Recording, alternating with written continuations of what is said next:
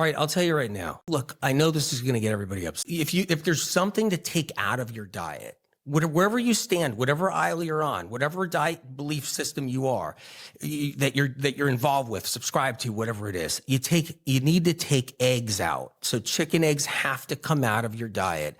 Now, I hate to be the breaker of this news or the person that has to break this news to everybody, but what I want to tell you is the most important part, the most important part of this podcast probably for anybody to take in is we live with these bugs inside of us that create all of our illnesses.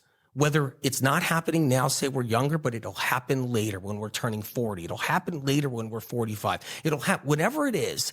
We have these bugs in us, like the viruses and the bacteria, the pathogens that are in us.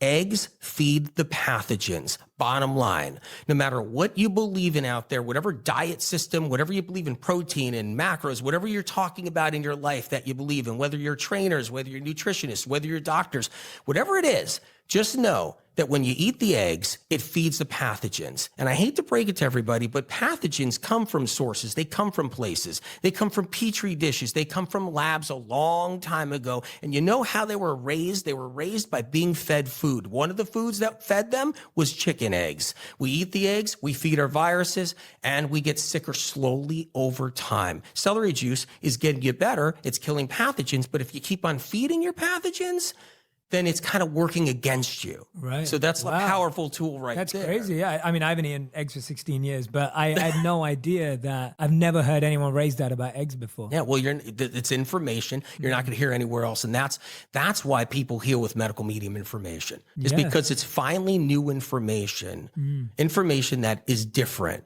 that no one even knew or thought about or understood. That's one of them right there. Wow. Same thing with the gluten. The gluten, everybody thought gluten was just inflammatory. Nobody knew gluten actually is inflammatory because it feeds the bugs too. Oh, wow. I brought that to town. Wow. So whether anybody likes it or not, I brought that. And they may say, hey, well, he hears a voice, so I don't want that information.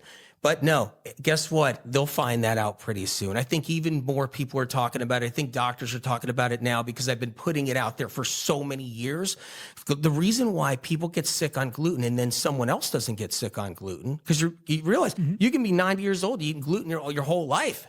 You could be like 50 years old, you've eaten it your whole life, you never had a problem with gluten, and then someone can't even eat it at 16. 18, 25, and they have to take it out because they have certain pathogens inside their body that are feeding off of gluten itself and then creating inflammation. It's not the gluten creating it.